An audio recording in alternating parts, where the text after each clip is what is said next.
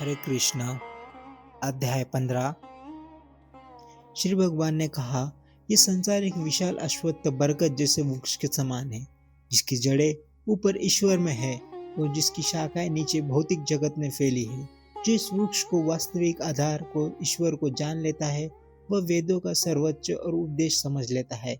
इस वृक्ष की शाखाएं सत्व रजस तमस इन 3 गुणों से पोषित होती है और इसके पत्ते इंद्रिय विषय रूप रस गंध स्पर्श और शब्द के समान है। इसकी नीचे जाती जीव जड़ें कर्मों से जुड़ी है, जो जीवन और मरण के मृत्यु को चक्र में बांध देती है। इस वृक्ष का वास्तविक स्वरूप समझ पाना कठिन है। न इसका आदि जाना जा सकता है, न अंत, न इसका पूरा अस्तित्व। इसकी गहराई से जमी जड़ों को ज्ञान और वैराग्य के तीक्ष्ण शस्त्र से काटना चाहिए, फिर उस परम पद को प्राप्त करना चाहिए जहाँ जीव जन्म मरण से मुक्त हो जाता है और उस आदि अनादि अनंत परम पुरुष की शरण लेनी चाहिए।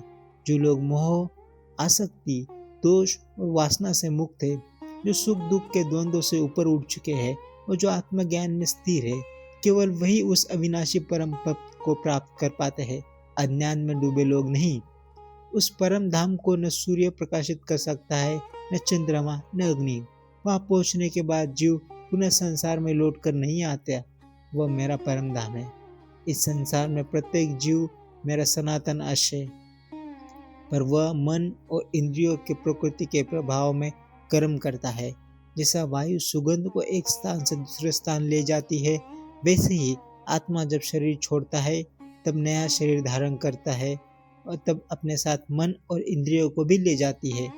मनुष्य अपने कान नेत्र जीभ त्वचा नाक के द्वारा इंद्रिय विषयों का अनुभव करता है और मन के माध्यम से उनका आनंद लेता है।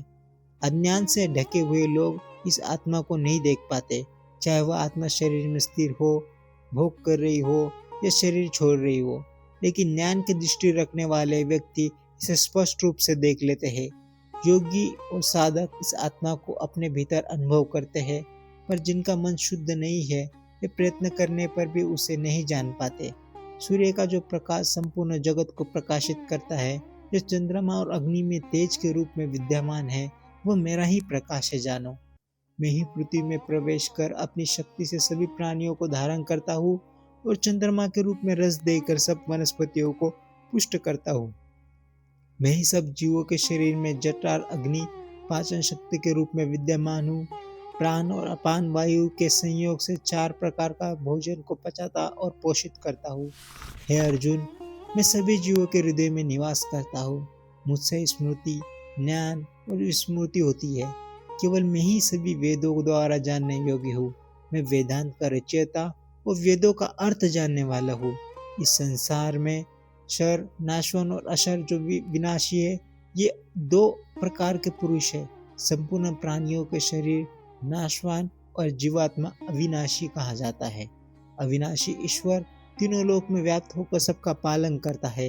उन्हीं को सर्वोच्चम पुरुष अर्थात परमात्मा कहा गया है, क्योंकि वह क्षर से ऊपर और अक्षर से भी श्रेष्ठ है। इसलिए इस संसार में वेदों में सर्वश्रेष्ठ पुरुष पुरुषोत्तम के रूप में प्रसिद्ध हूँ। हे भारतवंशी अर्जुन, इस प्रकार जो मोह रहित मनुष्य मुझे पुरुषोत्तम जानता है, वह सर्वज्ञ सब प्रकार से मेरा ही भजन करता है। हे अर्जुन, इस प्रकार मैंने अत्यंत गुप्त और महत्वपूर्ण शास्त्र तुम्हें बताया है। इसे समझकर मनुष्य बुद्धिमान बनता है और अपने कर्तव्य का पालन करते हुए परम सिद्धि को प्राप्त होता है।